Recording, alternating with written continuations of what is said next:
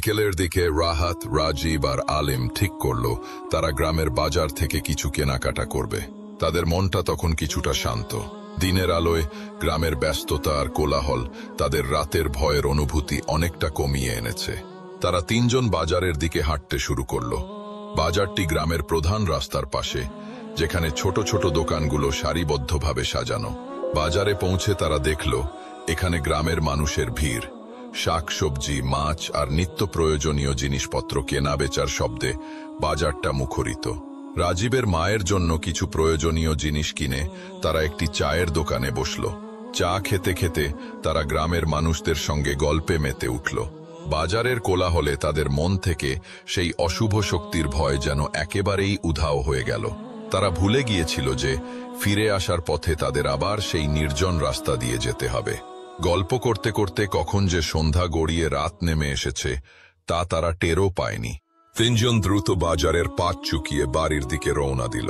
চাঁদের আবছা আলোয় চারপাশের গাছপালাগুলো আবার অদ্ভুত আকার ধারণ করছে। রাতের নিস্তব্ধতা যেন ধীরে ধীরে তাদের ঘিরে ধরছে। তাদের মনে তখনও কোনো ভয় ছিল না, কারণ তারা দিনের আলোয় শ্মশান আর পোড়া বাড়ির পাশ দিয়ে হেঁটে এসেছে। কিন্তু যখন তারা শ্মশানের কাছাকাছি পৌঁছালে তখন আলিম ফিসফিস করে বলল, মনে হচ্ছে আমাদের পিছু পিছু কেউ হাঁটছে। রাহাত এবং রাজীবও কান পেতে শুনল। তাদের মনে হলো শুকনো পাতার উপর দিয়ে যেন কেউ হেঁটে আসছে। কিন্তু যখনই তারা পিছনে ফিরে তাকালো তখন কাউকেই দেখতে পেল না। তাদের বুকটা ধরফর করে উঠল। তারা দ্রুত হাঁটা শুরু করল। তাদের মনে হচ্ছিল অদৃশ্য কোনো সত্তা তাদের অনুসরণ করছে। হঠাৎ করেই তারা অনুভব করল তাদের আশেপাশে বাতাস যেন ভারী হয়ে গেছে। তারা তিনজন একে অপরের দিকে তাকালো।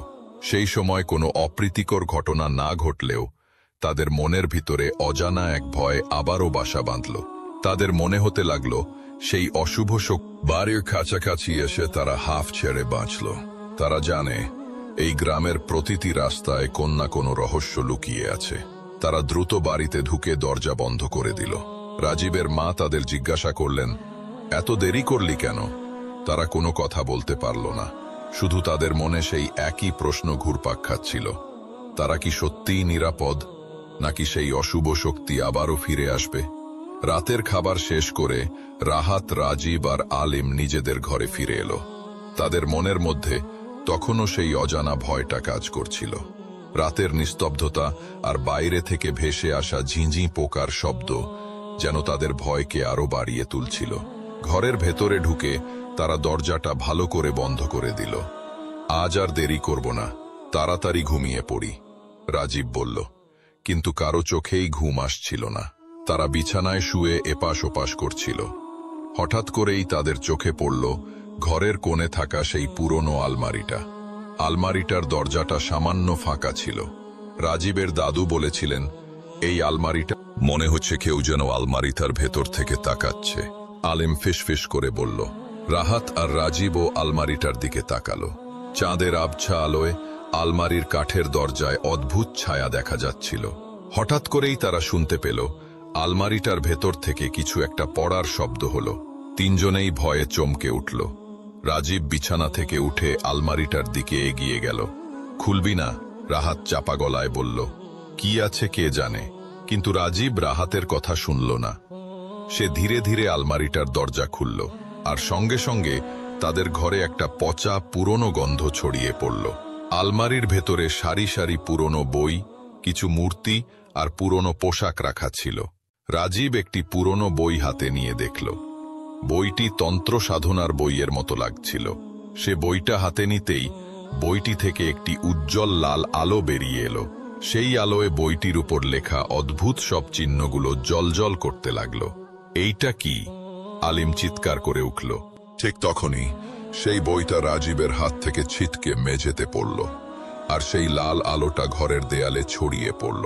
সেই আলোয় ঘরের মধ্যে সেই পোড়া বাড়ির ছবি ফুটে উঠল। তারা দেখতে পেল পোড়া বাড়িতে সেই তান্ত্রিক আর তার বলি হওয়া আত্মাগুলো দাঁড়িয়ে আছে। তান্ত্রিকটি তাদের দিকে তাকিয়ে হাসছে। তার বীভৎস হাসিটা যেন ঘরের ভেতরে প্রতিধ্বনিত হচ্ছিল। তোমরা আমার হাত থেকে বাঁচতে পারবে না, তান্ত্রিকের কণ্ঠস্বর শোনা গেল। রাহাত, রাজীব আর আলিম ভয়ে হিম হয়ে গেল। তারা বুঝতে পারছিল সেই পোড়া বাড়ির অভিশাপ তাদের পিছু ছাড়েনি। সেই আলমারির ভেতরে থাকা তন্ত্র সাধনার বইটা হয়তো কোনো এক সময় সেই তান্ত্রিকের ছিল। হঠাৎ করেই আলমারিটা থেকে একটা বিকট শব্দ হলো। আলমারির দরজাটা নিজে থেকেই বন্ধ হয়ে গেল। ভয়ঙ্কর দৃশ্যটা শেষ হতেই রাজীব আর আলিম একে অপরের দিকে তাকালো। ঘরের মধ্যে সেই পোড়া গন্ধ আর লাল আলোর আভা তখনও রয়ে গেছে, কিন্তু তাদের বুক কেঁপে উঠল যখন তারা দেখল রাহাত বিছানায় নেই। সে উধাও হয়ে গেছে, যেন সে কোনোদিন ছিলই না। রাহাত কোথায়? আলিম ফিসফিস করে বলল। রাজীব ভয়ে কাঁপছিল। সে পুরো ঘর তন্ন তন্ন করে খুঁজল, কিন্তু রাহাতের কোনো চিহ্নই পেল না। তারা বুঝতে পারল সেই তান্ত্রিকের আত্মা রাহাতকে তুলে নিয়ে গেছে।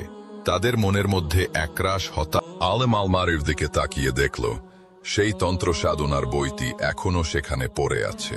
সে বইটা হাতে নিতে চাইল, কিন্তু রাজীব তাকে থামালো। না, এখন এইটা করার সময় নয়। চল, রাহাতকে খুঁজি, আমরা জানি সে কোথায় আছে।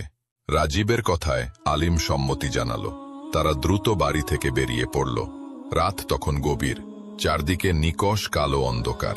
তারা সেই মেঠো পথ দিয়ে পোড়া বাড়ির দিকে রওনা দিল।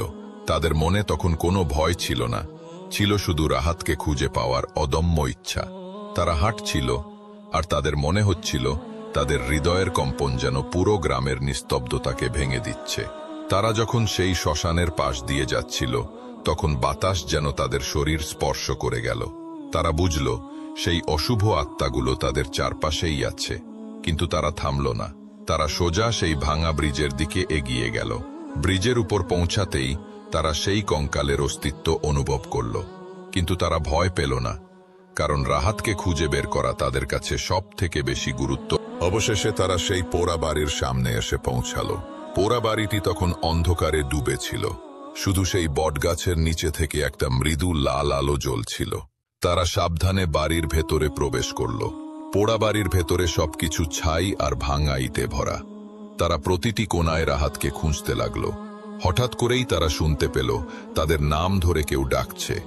কণ্ঠস্বরটা রাহাতের, কিন্তু অনেক দুর্বল। রাজীব, আলিম, আমাকে বাঁচা।